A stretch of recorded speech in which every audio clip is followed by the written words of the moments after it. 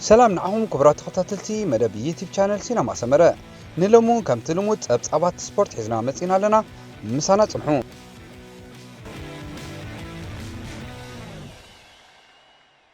ኤርትራዊ ተቀዳዳማይ ክለብ ዳይሜሽን ዳታ አማኑኤል ገብረ እግዚአብሔርን ኤርትራዊ ወደናው ዓወት ገብረ መድህንን ካብ 11 ግንቦት ክሳብ 2 ሰነ ኣብ ዝካየድ ውድድር ግራንድ ቱር ጂሮ ዲ ኢጣልያ ክቀዳደሙ እዮም።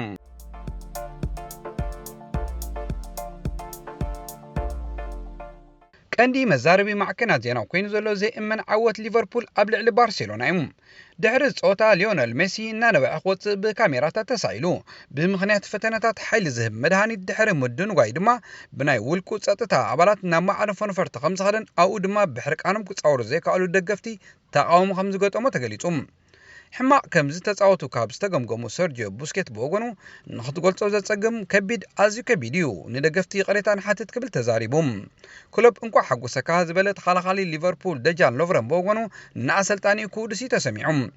ቅድሚ ጾታ ክለብ ንሞራል ክብ ዘብል ዘይተጸበነያ ዘረባይ ተዛሪብና ዝበለ ሎቭረን እቲ ኣሰልጣኒ ኣጆኹም ኩሉ ክንገብር ከም ንኽእል ጥራሕ እመኑ ኣብ ፈለማ ደቃይቕ ሸቶ ከነመዝግብ ጸዓሩ። እንድሕር ኣብ 15-20 ደቂቕ ዘየተናውን ኣብ 65-66-67 ደቂቕ ሸቶ ከም ነመዝግብ እመኑ ብድሕሪ እዚ ኣንፊልድ ብድሕሬና ኣሎ እመኑኒ ታሪክ ክንሰርሕ ኢና ክብል ከም ዘባራትዖም ገሊጹ። ኣሰልጣኒ ባርሴሎና ቫልቨርደ ከምኡውን ፕሬዚደንት ባርቶሚዩ ነዚ ዝኾኑ ምኽንያት የብልናን ክብሉ ብኣግኡ ተኣሚኖም። ክልተ ሸቶታት ዘመዝገበን ብብዙሓት ናዕዳ ዝውሕዞ ዘለዎን ጂን ቫይልዶም ብወገኑ ኣሰልጣኒ ኣብ ተቐየርቲ ኮፍ ስለ ዘበለኒ ሓሪቐ ነይረ ካብኣቱን ከለኹ ገለ ነገር ክገብር ኣለኒ ኢለ ነይረ እንትኾነ ግን ናይ ጋንታ ስራሕ ነይሩ ክብል ተዛሪቡ። እቲ እንኮ ቅድሚ ጾታ ብሊቨርፑል ዘይተማትአ ኣርሰን ቬንገር ብወገኑ ኣብ ካልኣይ እግሪ ክትፃወተሉ ዘየመንየካ ሜዳ ኣንፊልድ እዩ ምክንያቱ ወትሩ ኩነታት ከቢድ ዝኾነካ ሊቨርፑል ድማ በቲ ባርሳ ዝሓመቐሉ ቦታ ንፉዓት ነይሮም ክብል ተዛሪቡ። ኣብ ናይ ትማል ጾታ ካልእ ዘገርም ነገር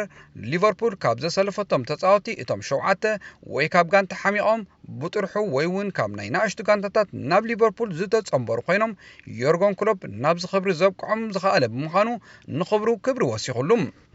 ሊቨርፑል ንሓንቲ ክልተ ዋናጮ ብምባል ንክሎብ ብእዋን ዘይምፍነዋ ሓሳባቱ ዘስፋሕፍሓሉ እኹል ግዜ መሃባን ድማ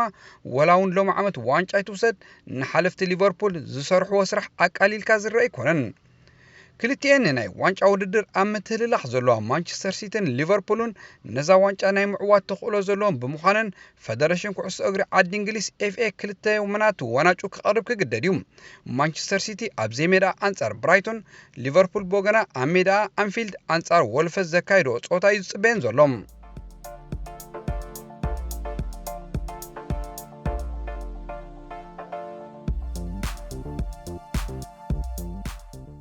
ኣሰልጠንቲ ክለባት ፕሪሚየር ሊግ ፔፕ ጓርዲዮላ ናይ ማንቸስተር ሲቲ፣ ማውሪሲዮ ፖቼቲኖ ናይ ቶተንሃም፣ ዮርገን ክሎፕ ናይ ሊቨርፑል ከምኡውን ዓላሚ ክለብ ወልፈስ ፖርቱጋላዊ ኑኖ ሳንቶስ ንብሉፅ ኣሰልጣኒ ዝዓመተ ውድድር ፕሪሚየር ሊግ እንግሊዝ ተመሪፆም። ከምዚ ኢሉ እንከሎ ኣሰልጣኒ ማንቸስተር ሲቲ ስጳኛዊ ፔፕ ጓርዲዮላ ንውድድር ፕሪሚየር ሊግ እንግሊዝ ምስ ዝዕወተላ ምስቶም ቅድሚ ሕጂ ኣከታቲሎም ነታ ጽዋዕ ኢዶም ዘንበሩላ ዓለምቲ ስኮትላንዳዊ ሰር ኣሌክስ ፈርጉሰንን ፖርቱጋላዊ ጆሴ ሞሪኖን ክስራዕ እዩ። ጀርመናዊ ዓላሚ ሊቨርፑል ጆርገን ክሎፕ ብወገኑ ኣብዚ ዓመት ኣብ ሓንቲ ጸወታ ጥራይ ክሰዓርን ኣብ ሜድኡ ከይተሰዓረ ክሳብ ሕጂ 94 ነጥቢ ብምህላል ኣብ ታሪክ ክለብ ሊቨርፑል ዝበዝሐ ነጥቢ ምእካቡ ኣብ ልዕሊ ክለብ ባርሴሎና ድማ ከቢድ ክንሱ የእማኒ ብዝኾነ መገዲ ተዓዊቱ ኣብ ግጥም ፍጻሜ ሻምፒየንስ ሊግ ይሕልፎ ይርከብ። ኣርጀንቲናዊ ዓላቢ ስፐርስ ማውሪሲዮ ፖቼቲኖ ብወገኑ ንክለቡ ምስ ቀዳሞት ክለባት እንግሊዝ ክትዛዘም ብምብቅዑ ተጻዋታይ ከየፈረመን ነዚ ምብቅዕ ፍሉይ ይገብሮም። ኑኖ ሳንቶ ድማ ነታ ካብ ታሕተዋይ ዲቪዥን ክለባት እንግሊዝ ምስ ሻምፒዮንሺፕ ሒዝዋ ዝመጽእ ክለቡ ንዓበይቲ ክለባት ግዳይ ብምግባርን ብዝወሃለሎ ነጥቢ ድማ ኣብ 7ይ ተርታ ተቐሚጣ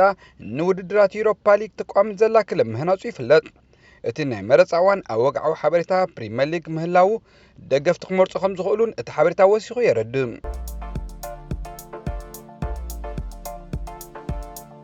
ኣሰልጣኒ ክለብ ባርሴሎና ኤርኔስቶ ቫልቨርደ ነቲ ትማል ምሸት ኣብ ኣንፊልድ ዘጋጠሞም ስዕረት ምኽኒት ከም ዘየድልያ ሓቢሮም ንውድድር ፍርቂ ፍጻሜ ክትጽምብል ናብ ኣንፊልድ ዝኸደት ክለቡ ዘይሓሰበቶ ናይ 4 ብባዶ ስዕረት ተሰኪማ ናብ ዓዳ ከም ዝተመሰት ናይ ትማል ተዘክሮ እዩ።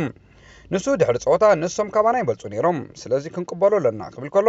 ቀጺሉ ድማ እታ ካልአይቲ ዘመዝገባ ሸቶ ንሞራልና ዝሃሰየት ነይራ ሳሴቲ ድማ ድሕሪያ ስዒባ ሊቨርፑል ብሉፅ ጸወታ የማንጸባሪቖም ነምኽንዮ ይብልናን ንعኦም ድማ ናብ ግጥም ፍጻሜ ምሕላፎም እንቋዕ ኣብቅዓኩም ንብሎም ክብል ተሰሚዖም ቫልቨርደ ቅድሚ ናይ ትማሊ ጾታ ንተጻወቱ ንናይ ዝሓለፈ ዓመት ዝነበረ ተመሳሳሊ ኣጋጣሚ ብክለብ ሮማ ክዝክሮ ከም ዘለዎም ተዛሪቡ ምንባር ይዝከር ኣብ መወዳእታ ድማ ኣብ ኩዕሶ እግሪ ከምዚ ኣጋጣሚ ተዘኸበደ እዩ ንዓና ከቢድ እዩ ብፍላይ ድማ ንደገፍትና ንዝመጽእ ዓመት ከይድገም ድማ ክንሰርሓሉ ኢና ክብል ዘረቡ ደምዲሙ ብጀካዚ ኣጥቃዒ ሊቨርፑል መሐመድ ሰላሕ ቅድሚ ጾታ ተኸዲንዎ ዝነበረ ነቨር ጊቭ ኣፕ ትብል ማልያ ንኹልቱ ኩነታት ዘጋሃደት እያ ነይራ ግብፃዊ ኮኸብ ተጻዋታይ ሰላሕ ብማህረምቲ ነጾታ ዘይርክብ ምንባሩ ይዝከር ንሱ ኣብ ላዕለዋይ ክፋል ስታዲየም ኮይኑ ኣብ ዝዕዘበሉ ዝነበረ ግዜ ለቢስዋ ዝነበረ ማልያ ነቲ ትማሊ ዝተጋሃደ ኣጋጣሚ ዘብርህ ጽሑፍ ዝሓዘት እያ ነይራ ኣከፋፋሊ እንግሊዛዊት ክለብ ማንቸስተር ዩናይትድ ፖል ፖግባ ኣብ ሓደ ሆስፒታል ኮይኑ ኣንጻር ሕማም ካንሰር ንዝቃለስ ዘሎ ጉዳይ በፂሑ ፖግባ ዕድለኛ ክብል እዩ ኣፉ ከፊቱ ፖግባ ናብቲ ሆስፒታል ከይዱ ንሳሳ ግዚኡ ምስ ካንሰር ንዝቃለስ ዘሎ ጃክ ሞርጋን ኣብ ዝተረኸበሉ ጃክ ኣብ ተሃሞት ዘትረፋ ስእሊ ብጣዕሚ ዕድለኛ እየ ሎሚ ከምዚ ኣመሰለ ሰብ ናባይ ብምብፅሑ ዝብል ጽሑፍ ኣሰኒዩ ኣብ ኢንስታግራም ፖስት ድሕሪ ምባሉ ፖግባ በጎኑ ኣነ ዕድለኛ ክብል መሊሱሉ ጃክ ደጊሙ ብጣዕሚ ኣድኒቐካ ክብል ጽሒፉ ፖግባ ኣብቲ ሆስፒታል ኣብ ጽንሓሉ ብዘይካ ጃክ ምስ ንእሽቶ ሓዉ ሳሙን ተረኺቡ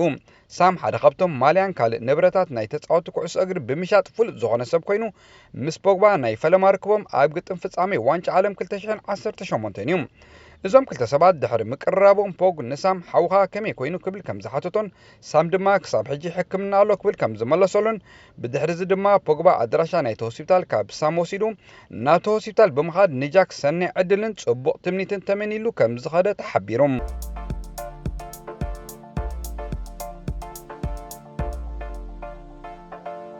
ፖርቱጋላዊ ኣሰልጣኒ ጆሴ ሞሪኖ ንጀርመናዊ ዓላሚ ክለብ ሊቨርፑል ዮርገን ክሎፕ ድሕርቲ ትማሊ ኣብ ልዕሊ ባርሳ ዘመዝግቦ ናይ 4 ብባዶ ዓወት ተኣምራታዊ ዓወት ወዲስዎም ሞሪኖ ኣብ መደበር ቴሌቪዥን ቢኤን ስፖርት ከም ተንታኒ ኮይኑ ኣብ ዘምስየሉ እዛ ተኣምራት ስም ኣለዋ ንሱ ድማ ዮርገን ክብል ከሎ ቀፂሉ ድማ እዚ ናይ ታክቲክ ወይ ፍልስፍናዊ ኢለ ኣይሓስብን ነብሲ እምነት ቶም ብሉጻት ተጻወቲ ፈጢርዎ ክብል ከሎ ቁሩብ ብዘይ ዋንጫ ናይ ምውዳእ ተኽእሎ ኣጋጢሞም ነይሩ ሕጂ ግን ሻምፒዮን ኤውሮጳ ንምዃን ሓደ ስቴፕ ተሪፎም ኣሎ እዚ ድማ ንክሎብ ዘይግባእ ኣይኮነን ኢሉ ሞሪኖ ቀፂሉ እታ ክለብ ዝሰርሓቶ ስራሕ ቀሊል ኣይኮነን እዚ እውን ውጽኢት ናቱ እዩ ስለዚ ድማ ነጸብራቕ ናይ ሰብኣውነቱ ኣብ ተጻወቱ ዘስረጾ ናይ ተቓላስነት መንፈስን ኢትካ ዘይመሃብን መንፈስ ኣብ ተጻወቱ ዘርኤ እዩ ብምባል ዘረቡ ዛዚሞም ግጥማት ዩሮፓ ሊግ ጽባሕ ብናይ ፍርቂ ፍጻሜ ጸወታ ቀፂሉ ከምሲ እዩ ቸልሲ ኣብ ስታንፎርድ ብሪጅ ንጀርመናዊት ኢትኻድ ፍራንክፈርት ኣርሴናል ድማ ናብ ሜዳ ማስትያ ናይ ቫሌንሺያ ገሻ ተካይደ ጸወታ ይጽበየናሎም ኣብ ቀዳማይ እግሪ ሓደ ብሓደ ዝተፈላለየ ቸልሲ ካብዛ ካብ ሜዳ ወጻኢ ዘመዝገበታ ሸቶ ብልጫ ክትረክብ አንቂርያ ክትጻወት ኣብ ታሪክ ዋንጫ ዓቲሩ ዘይፈልጥ ኣሰልጣኒ ማውሪዚዮ ሳሪ ትእለ ዘላ ቸልሲ ኣብ ፕሪምየር ሊግ ዓወት ምዝጋብ ናብ ሳሳይ ደረጃ ምሕኳራ ምስ ህላወ ደገፍታ ተደማሚሩ ንጸወታ ርእሰ ኣኒዓ ክትወጽኦ ትጽቢት ኣሎም ቸልሲ ነጸወታ ብዘይ ንጎሎ ኳንተ ሮድሪገርን ሁድሴ ኦዴን ኣብ ጸወታ ኣይክስለፉን እዮም ዴቪድ ሉዊስን ጋሪ ካሂልን ድማ ኣጠራጠርቲ ዘለዉ እዮም ኣብ ዓዳ 6-1 ተረቲዓ ናብ ሎንዶን ተሳፊራ ዘላ ኢትኻድ ፍራንክፈርት ብወገና ኣብዚ ዓብዪ ጸወታ ኣጥቃዒኣ ሰብስቲያን ሃለር ኣጠራጣሪ ዘሎም ካልእ ለንደናዊት ክለብ ኣርሴናል ናብ ሜዳታ ኣብዚ ቀዳሚ ሰንበት ብ6 ሸቶታት ዝተሰዓረት ቫለንሲያ እተካየዶ ከቢድ ጸወታ ይጽበያ ኣሎም ኣብ ሜዳ ናይ 3-1 ዓወት ዘመዝገበት ኣርሴናል ኣብ ዝሓለፉ 6 ጸወታታት ኣብ 2 ጥራሓት ዓዊታ 9 ሸቶታት ድማ ተመዝጊብዋ እንተኾነ ንከም ናፖሊ ዝኣመሰለት ነዚ ውድድር ክትዕወተሉ ትጥቢስ ተገብረላ ጋንታ ረቲዓ ብምምጻእ ከምኡውን ዘለዋ ናይ 2 ሸቶ ብልጫ ተጠቒማ ናብ ፍጻሜ ክትሓልፍ ሓያል ጻዕሪ ትሓትት እያ ኣብ ላሊጋ ኣይግድን ዘላ ቫለንሲያ ብወገና ካብ ዳሕሮት 6 ጸወታ ኣብ 3 ጥራሓት ዓዊታ ብሰንበት ኣንጻር ሄሲካ 6-2 ብምዕዋታ ነጸወታ ኣብ ድርዒ ክኾና ትጽቢት ኣሎም ኣብዚ ግጥም ብወገን ኣርሴናል ራምሲ ባለሪን ሓላውልዳት ሆልዲን ዘይርከቡ ክኾኑ ከለዉ ብወገን ቫለንሲያ ድማ ኣከፋፈልቲ ካንዶቢያን ቨረሽቭን ኣይክህልውን እዮም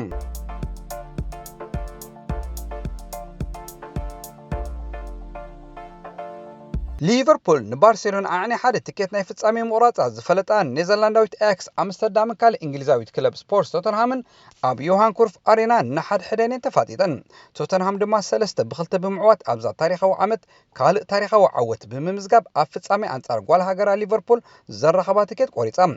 ኣብዚ ናይ ሎም ዓመት ውድድር ዝነኣሰት ጋንታ ዘላ ኣያክስ ከም ናይ ቀዳማይ እብረ ጸወታ ብልዑል ወንን ብሉጽ ብቕዓትን ጀሚራቶም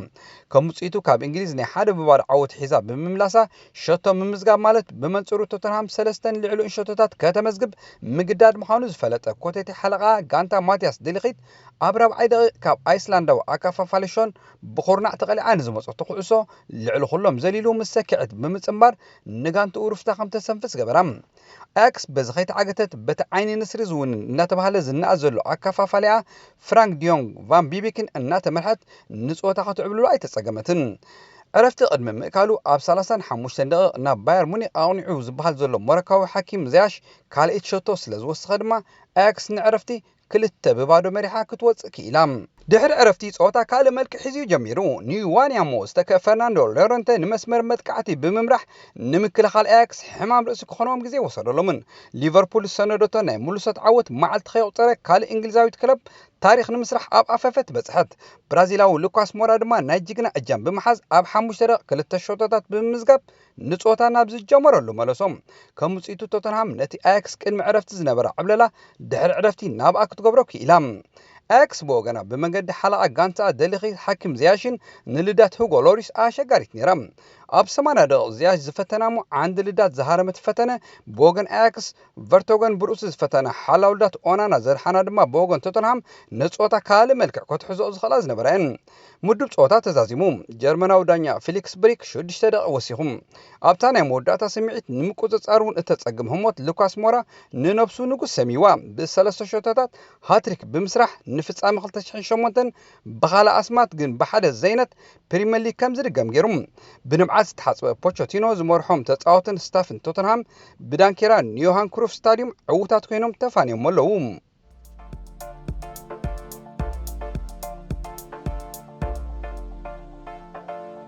ኣብ ዜናታት ምስግጋር ተጻወቲ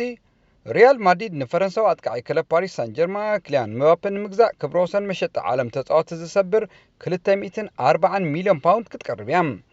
ማንቸስተር ዩናይትድ ንዓመታ ቦታ ኣብ ቻምፒየንስ ሊግ ኤውሮጳ ክትውሕስ ብዘይምኽኣላ